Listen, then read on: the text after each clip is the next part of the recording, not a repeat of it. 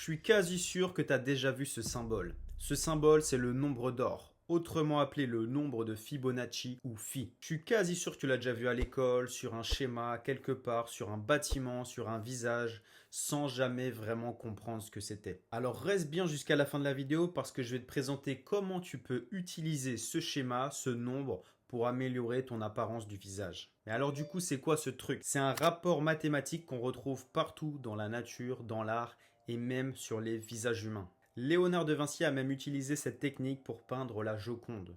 La valeur de ce rapport, elle est d'environ 1,618. Les scientifiques et les artistes ont découvert ensemble que le plus un visage, un bâtiment est proche de ce ratio, plus il est perçu comme attirant par le cerveau humain. D'ailleurs, moi c'est Thomas, je te présente les meilleures techniques qui m'ont aidé et qui m'aident toujours à optimiser mon apparence physique. J'ai aidé des milliers d'hommes à glow up grâce à ma page Instagram Glow Up Homme. Aujourd'hui, je me lance sur YouTube, donc n'hésite pas à t'abonner si ce genre de vidéo, ce type de sujet te plaise. Le cerveau, il perçoit donc ses proportions comme équilibrées, agréables à l'œil nu. Et donc là, normalement, tu es en train de me voir venir. Comment on va pouvoir s'aider, comment on va pouvoir appliquer, calculer ce ratio pour améliorer son visage? Eh bien, tu as trois méthodes. La première méthode, ça va être de calculer sur Photoshop. La deuxième méthode, ça va être d'imprimer une photo de toi et calculer avec une règle. La troisième technique, ça va être de demander à quelqu'un de mesurer ton visage en personne avec un pied à coulisse. Le premier calcul, ça va être de diviser la longueur de ton visage divisé par la largeur.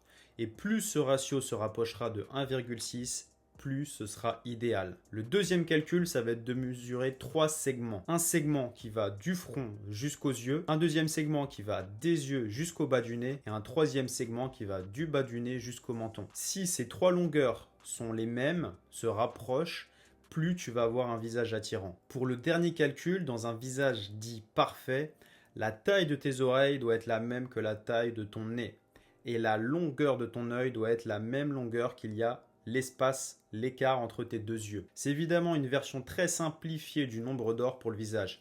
Il y a des versions beaucoup plus compliquées, beaucoup plus complexes avec différents points de mesure. Mais là, ça devient trop compliqué. Donc, je t'incite à faire ces calculs. Ça peut te donner une idée sur quelle coupe de cheveux tu peux avoir pour ajouter ou enlever des proportions à ton visage. Pareil pour la barbe. Et attention, il y a des visages qui peuvent quand même être très attirants sans même rentrer dans ce nombre d'or, sans même rentrer dans ces calculs. Ce ratio, il prend pas en compte la forme des yeux, la forme des sourcils, combien de gras tu as dans le visage. Donc voilà, ça sert à rien de se matrixer avec ça. Cette vidéo, elle a juste pour but informative. N'hésite pas à t'abonner si elle t'a plu.